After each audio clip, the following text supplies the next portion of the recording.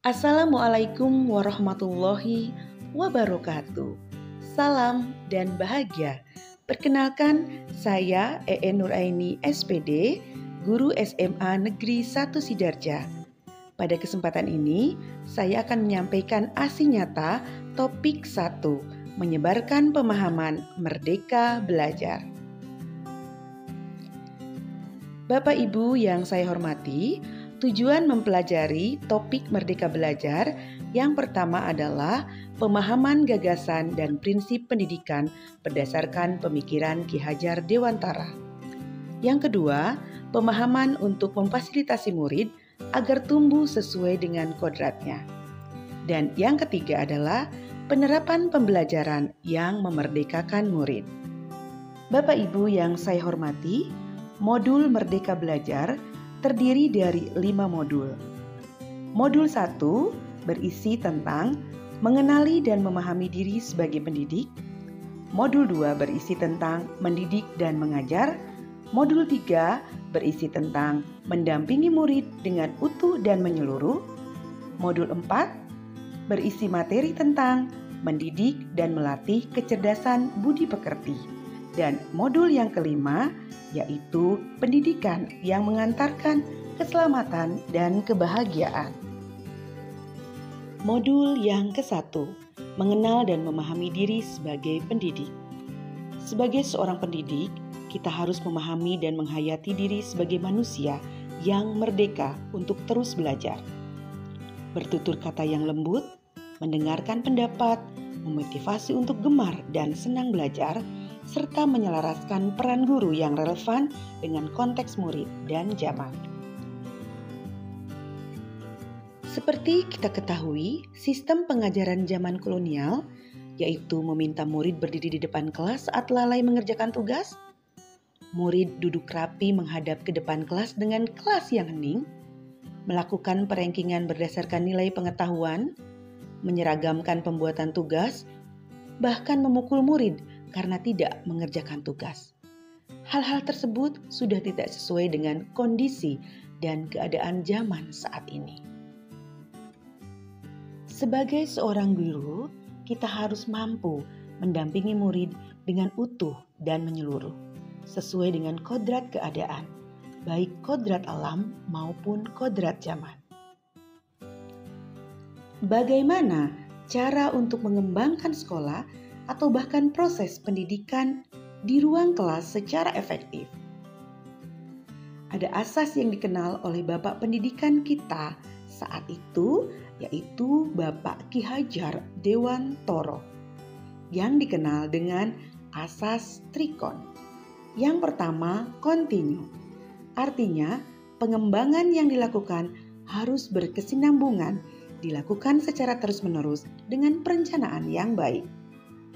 Suatu kondisi yang baik tidak mungkin dapat dicapai dalam sekali waktu seperti sebuah sulap. Tahap demi tahap pengembangan dilakukan dengan rencana yang matang. Dengan perencanaan tersebut, maka suatu tahapan dilanjutkan oleh tahapan berikutnya melalui evaluasi dan perbaikan yang tepat. Dilakukan secara terus-menerus dalam jangka waktu yang panjang. Yang kedua adalah konvergen. Artinya pengembangan yang dilakukan dapat mengambil dari berbagai sumber, baik dari dalam maupun dari luar negeri.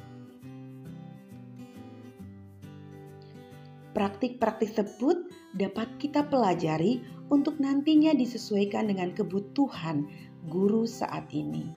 Mempelajari berbagai macam kemajuan dari berbagai negara, dari mana saja dan kapan saja.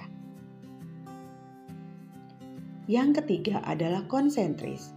Artinya pengembangan pendidikan yang dilakukan harus tetap berdasarkan pada kepribadian kita sendiri.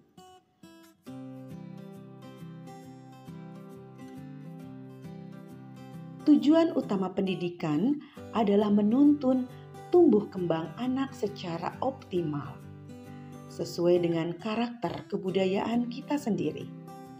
Oleh karena itu, meskipun Ki Hajar Dewantara mengajarkan untuk mempelajari kemajuan dari bangsa lain, namun tetap semua itu ditempatkan secara konsentris dengan karakter budaya kita sebagai pusatnya.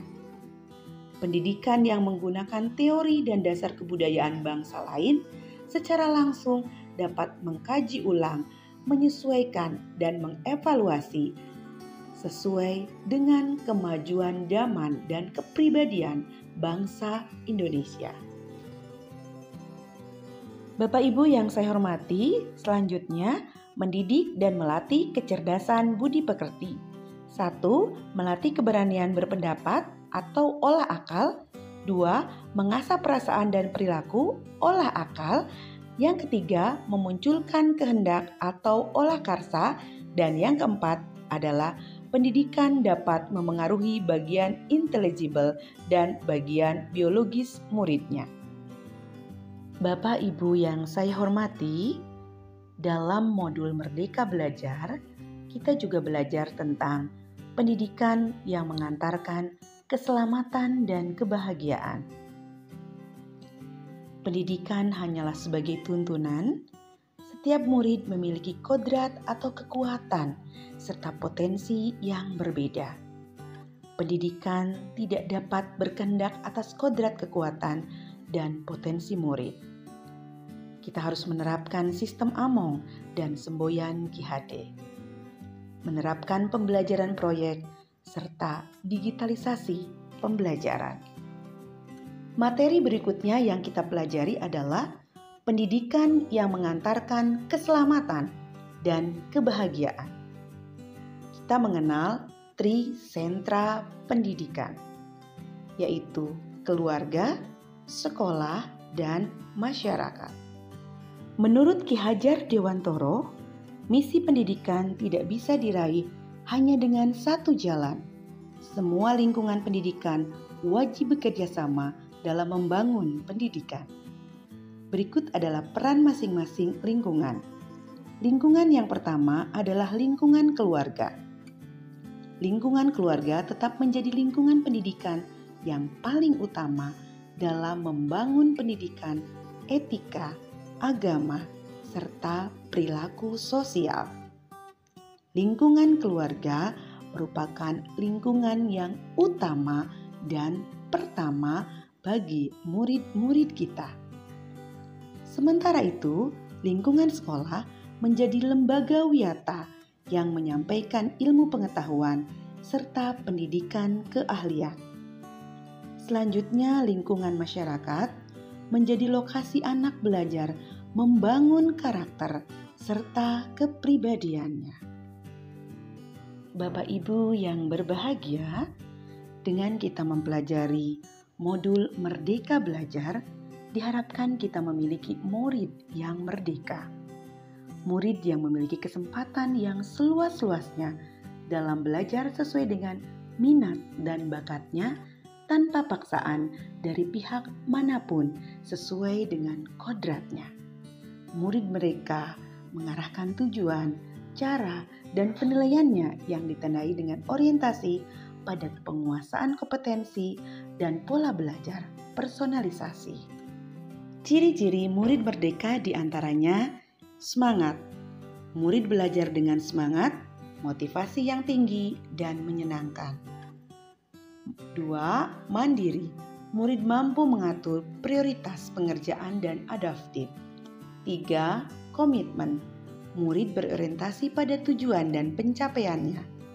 Murid antusias untuk terus mengembangkan diri dalam berbagai bidang.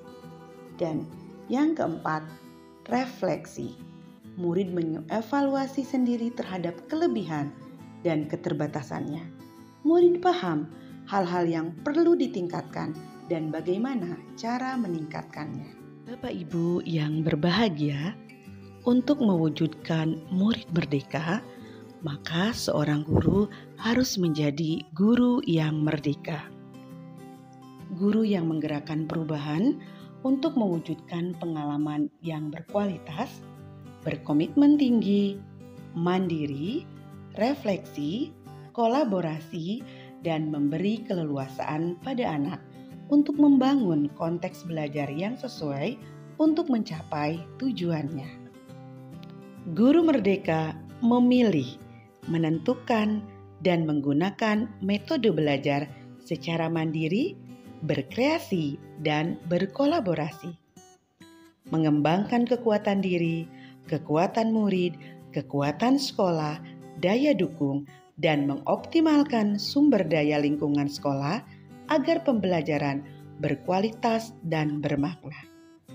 Pembiasaan yang diterapkan dalam pembelajaran, para murid akan memiliki kemampuan untuk memecahkan masalah secara kreatif dan hidup bersama dalam harmoni. Demikian yang dapat saya sampaikan. Terima kasih atas perhatian. Mohon maaf atas segala kekurangan. Billahi taufik wal hidayah. Wassalamualaikum warahmatullahi wabarakatuh. Salam dan bahagia.